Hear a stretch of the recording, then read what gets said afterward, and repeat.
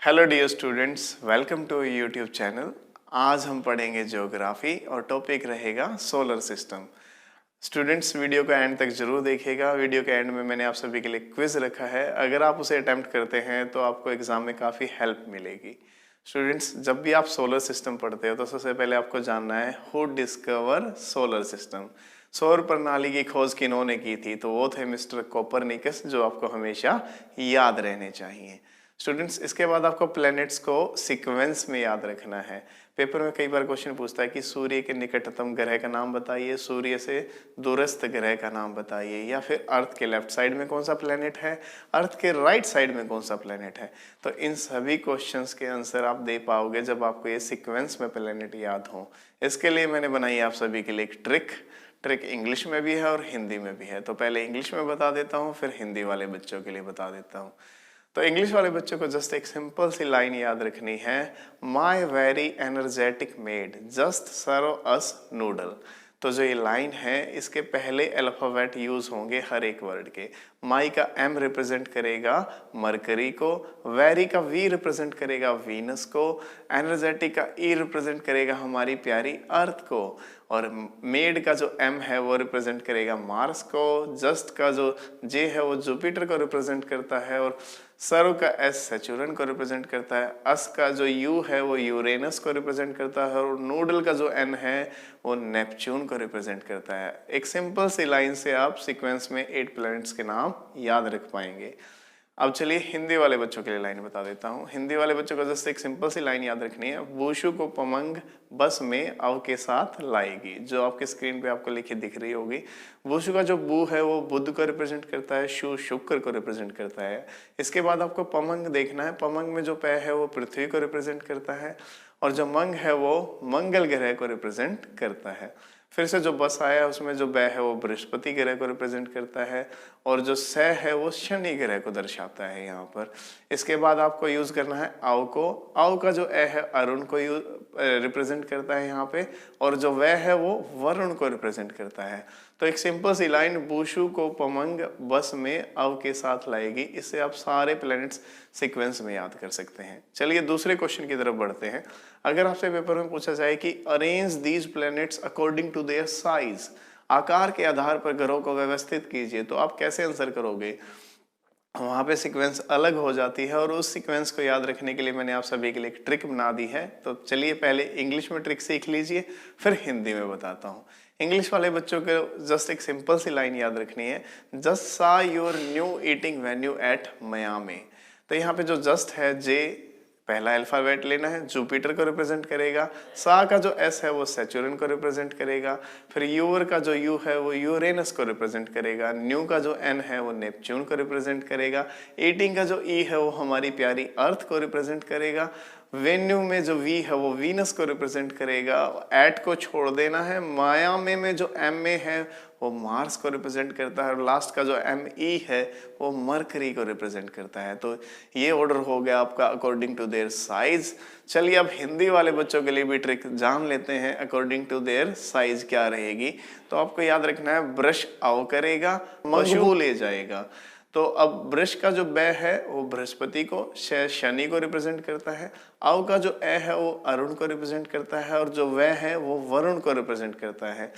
करेगा को छोड़ देना है। पशु का जो पै है वो पृथ्वी को, शु है जो शुक्र को रिप्रेजेंट करता है। जो मंगबू है वहां पे मैं जो है, मंग जो है वो मंगल को रिप्रेजेंट करेगा, और जो बू है वो बुध को रिप्रेजेंट करेगा। तो इस तरीके से आप हिंदी में भी series wise according to their size planets को याद रख सकते हैं। तो उम्मीद करता हूँ आपको ये चीजें समझ में आ रही होंगी। स्टूडेंट्स, अब जो 8 प्लैनेट है उनको 4-4 के ग्रुप में बांटा गया है, मतलब 2 ग्रुप हैं। एक ग्रुप जिसमें क्या क्या आते हैं, मरकरी, वीनस, अर्थ, मार्स, यानी कि बुध, शुक्र, पृथ्वी और मंगल। इन सभी को क्या बोला जाता है? इनर प्लैनेट भी बोला जाता है, टेरेस्ट्रियल प्लैनेट भी बोला जाता है। क्यों? क्योंकि ये किससे मिलके बने हुए हैं? रॉक्स और मेटल से मिलकर बने हुए हैं। इसी तरीके से दूसरे ग्रुप में जो आते हैं वो हैं जुपिटर, सैचुरन, यूरेनस एंड नेपच्यून, यानी कि बृहस्पति, शनि, अरुण, वरुण। ये सभी क्या है, गैसेस से मिलकर बने हुए प्लैनेट हैं, तो इनको आउटर प्लैनेट भी बोला जाता है, जोवियन प्लैनेट के नाम से भी इन्हें जाना जाता है और बिग जायंट प्लैनेट के नाम से भी इन्हें जाना जाता है। तो पेपर में बहुत बार क्वेश्चन आता है which of the following is a Jovian planet, तो इन चार में से एक को देगा तो आपको याद रहना चाहिए। या फिर क्वेश्चन आ जाए which of the following is a inner planet, तो फिर आपको ऊपर वाले चार में से एक ऑप्शन आएगा, तो वो आपको आना चाहिए। ये बहुत ही इंपॉर्टेंट क्वेश्चन है, इसको ध्यान से याद कर लीजिएगा। तो उम्मीद करता हूँ यहाँ से आप इनर और आउटर प्लैनेट अच्छे से याद रख पाए होंगे। तो चलिए अब मैं आपको पढ़ाता हूँ प्लैनेट वाइज। तो सबसे पहले नंबर आता है सन का। इस वीडियो को सन तक पढ़ेंगे, फिर क्विज करेंगे। नेक्स्ट वीडियो में और चीजें रखूंगा। तो सन के बारे में आपको क्या क्या चीजें याद रखनी है वो मैं आपको बता देता हूँ। सन के बारे में सबसे पहले आपको याद रखना है कि सन का डायामीटर कितना होता है, तो वो है 14 लाख किलोमीटर, जो कई बार पेपर में आ चुका है एज इट इज ऑप्शन के साथ। स्टूडेंट्स, इसके बाद आपसे पूछेगा कि सन में कितने % हाइड्रोजन है, कितने % हीलियम है। तो हाइड्रोजन का जो कंटेंट है वो सन के अंदर 71% और हीलियम जो है आपकी वो है 27%, जो कि आपको याद रहनी चाहिए। हाइड्रोजन मिलकर ही सन में किसका निर्माण करती हैं, हीलियम का निर्माण करती है और साथ में बहुत सारी ऊर्जा रिलीज होती है वहां पे, वही हमें प्रकाश के रूप में दिखाई देती है। इसी तरीके से स्टूडेंट्स आपसे पूछ सकता है कि वहां पे प्रोसेस अभिक्रिया कौन सी होती है इसमें, न्यूक्लियर फिजन या फ्यूजन। तो याद रखना है न्यूक्लियर फ्यूजन होता है वहां पे, नाभिकीय संलयन अभिक्रिया होती है।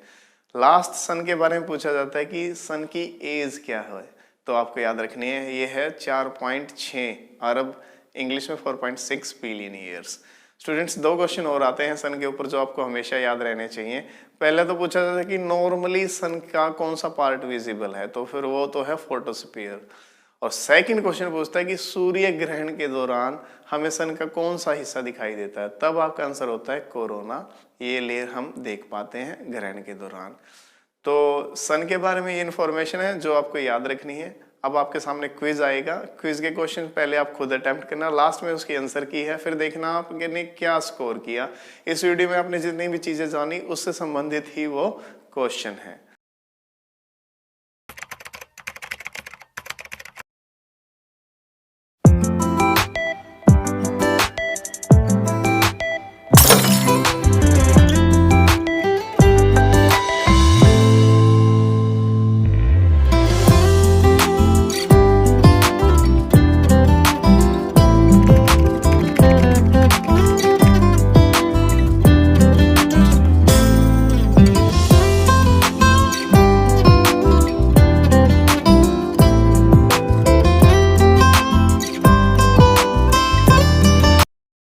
उम्मीद करता हूँ वीडियो आपको पसंद आई होगी। स्टूडेंट्स, अगर आपको वीडियो अच्छी लगे तो लाइक करें, कमेंट करें, शेयर करें और चैनल को सब्सक्राइब करना बिल्कुल ना भूलें। तो आज के लिए इतना ही। Thank you class.